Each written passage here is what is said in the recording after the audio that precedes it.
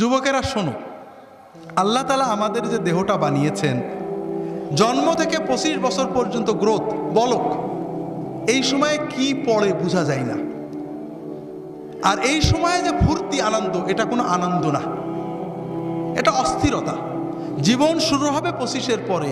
যদি 30 থেকে মৃত্যু পর্যন্ত জীবন পেতে চাও, মৃত্যু নয় জীবন, জীবন মৃত নয়, সত্যিকারের জীবন, যে জীবনে ফুর্তি থাকবে, কর্ম থাকবে, শান্তি থাকবে, এই রকম জীবন পেতে চাও, তাহলে আমার কথাটা একটু মন দিয়ে শোনো।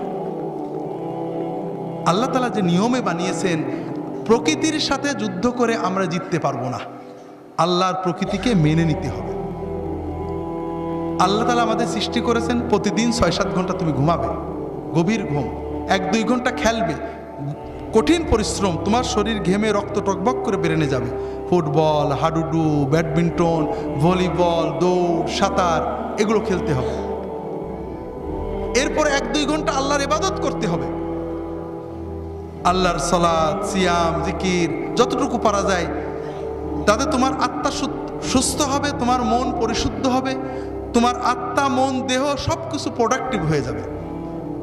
এরপরে তুমি 4-5 ঘন্টা তোমার 25-এর পরের জন্য কর্ম বা শিক্ষা নেবে।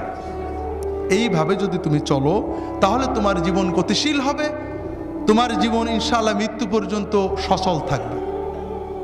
কিন্তু তুমি এখন খেলাধুলো বন্ধ হয়ে গেছে, সারাদিন মোবাইল, ইলেকট্রনিক মিডিয়া, আর খাওয়া তো কি খাচ্ছি আমরা দেখছি।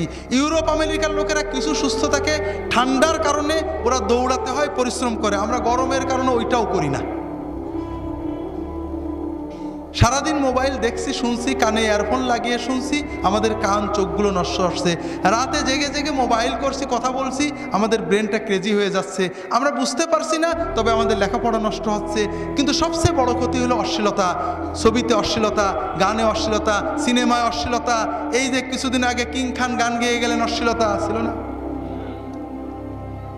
কিছু মানুষ কোটি কোটি টাকা কামাই করেছেন, করছেন এই সব অনুষ্ঠান, কিন্তু আমাদের যুবকদের কি হচ্ছে, অস্বীকার করার উপায় নেই। তাদের ভিতরে অস্থিরতা জন্ম নেয়, তাদের মনে হয় আমি আরও দেখি, টিভিতে বন্ধ হয়ে গেল, দেখি পাশের বাড়ির মেয়ের সাথে দেখা যায় কিনা, এইটা করা ওর অস্থিরতা। ওর পড়তে মন চায় না, ওর মোবাইল করতে মন চায়, ওর মনে হয় গল্প করি, এরপরে ও পাপের পথে চলে যায়, এরপরে হিরোইন ধরে, এরপরে ইয়াবা ধরে, এরপরে লেখাপড়া নষ্ট হয়ে যায়, ওর 25 হতে হতে ওর জীবনটা ক্ষতিগ্রস্ত হয়ে যায়, এর পরের জীবন মৃত হয়ে যায়, বাঁচতেও পারে না, মরতেও পারে না, ও হিরোইন গ্রহণ করে, মাদক গ্রহণ করে, এইভাবে সমাজটা আস্তে আস্তে ধ্বংস হয়ে যাচ্ছে, ঠিক না ভাই?